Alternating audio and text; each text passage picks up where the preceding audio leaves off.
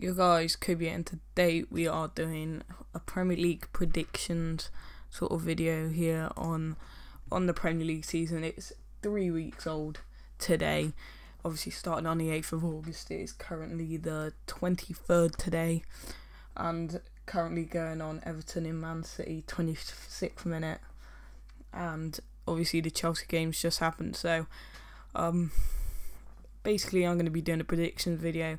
The 5 teams you can see on the screen now, I think it's fairly, everyone's probably think they'll be at least 4 of them will be in the top 4, unless some massive upset happens or Everton or a club like that does really good. But I think it's fair to say that these are the ones that are going to be the top sort of teams. So if your team in there, so you like support a sort of lower team like West Ham, don't be offended, but these are probably the top 5 teams, I reckon.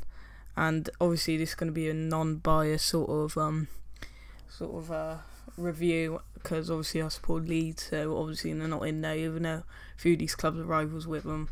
We're obviously not going to be doing that. So the first team is Liverpool, who I think will come 5th in the league. They've obviously signed Benteke for around 30 odd million.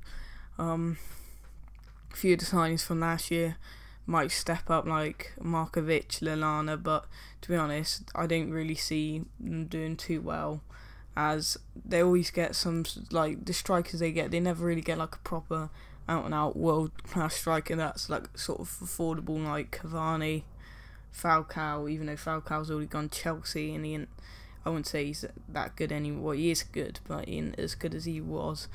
They just get like Benteke, Balotelli, like, who are good, but they're not exactly world class, if you know what I mean. So I think Liverpool come 5th, and the amount of money teams are paying, I don't really see them getting in top 4. But Europa League's still decent. Hopefully they get a run in the cup for them.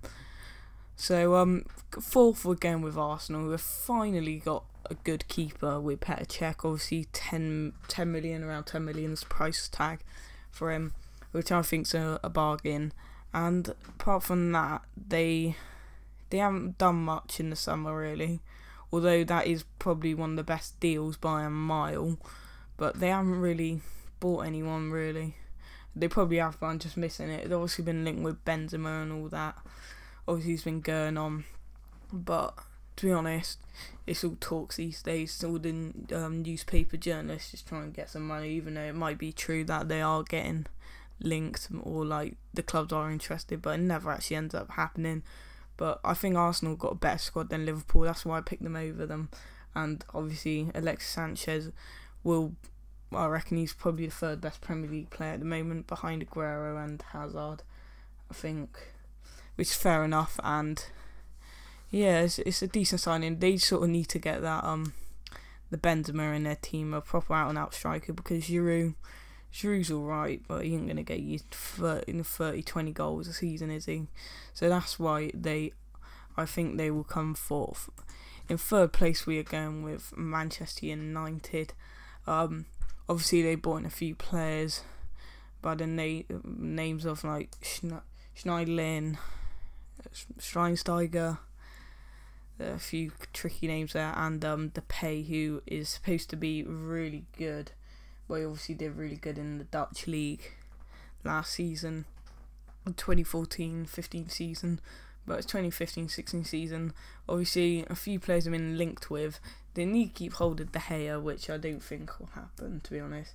Because unlike deadline day, like most Real Madrid things, they just, like they did with Bale, just get him on deadline day, and he obviously leaves, which they'll probably do with De Gea. He obviously left Tottenham, but you could probably leave Man United and then they'll be stuck. And they can't really have like Romero or who else they got. Is Valdez still playing for him? I'm not sure, but he ain't really world class. He probably do the work for maybe up to January. But if they get rid of De Gea, they need an instant replacement, because obviously with the transfer windows actually closing in just over a week, so they need to get something good or keep hold on to him. and obviously they're getting better, to be honest. From when they have Moyes, I think Rooney will do good this season, and obviously they started alright, but let's move on. So I reckon they'll become third with the signings they've made, and they spend actually quite a lot as well.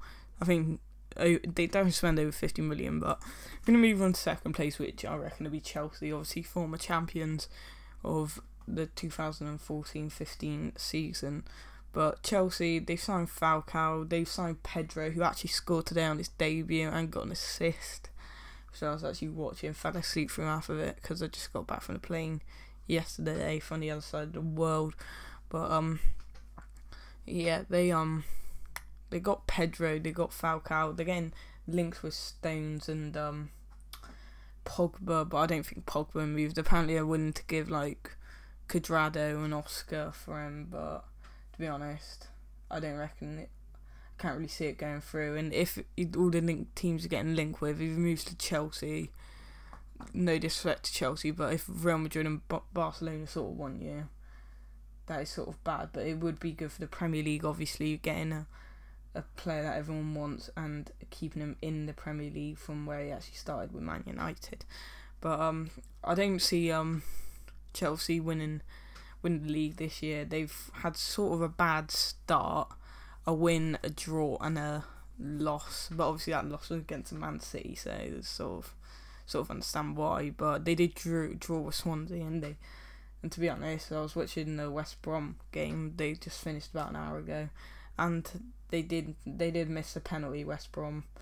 But they were man down with John Terry. But I think John Terry is sort of his current call. This will probably be his last season because he hasn't really started too well, to be honest. He's got a red card. He's conceded quite a few goals this season already. So, well, if you add up the whole teams, he conceded, was it 1-1 against Swansea? And no, it was 2-2 against Swansea and 3-0 against Man City. And it was 3-0, and then they conceded 2 against West Brom. So that's quite a few goals, to be honest. There's 7 goals in 3 games they conceded, which is quite poor for Chelsea, and who just won the title. But then again, they're still on 4 points, probably around mid-table, but they are a game in hand on quite a few people. But moving on, first place, I think the only other team will really be Man City. Obviously they signed Sterling 49 million, which is pretty good. I think everyone looks on form. They've signed Otamendi, who I think will just fill in the blanks of that defence. I don't think Mangala did too good last season, although he did cost quite a lot. He ain't doing too good at the moment. Maybe he needs to be loaned out, because once Otamendi's in, I think he's got his work permit or something wrong with it, when he's to be sent in, so he can't play at the moment. I'm watching Man City at the moment, but yeah, Tommy almost scored a couple minutes ago, but I just see Man City win the league because I don't think they conceded yet, to be honest. No, they haven't actually. They haven't actually conceded yet, which I think is really good. And they obviously beat Chelsea 3-0, so they must have done something good. Company seems to be on form. He's already got 2 goals in 2 full games, but they're just, well, obviously 2.5. This game's 34 minutes into it, and he hasn't conceded yet. So I think Company will be, if you're in fantasy football, get him in your team with Aguero and Silva and Yaya Toure if you can, or Sterling. But I don't think Sterling will be as good. But they're also getting linked with De Bruyne as well, and I just think they're going to win the league, boys.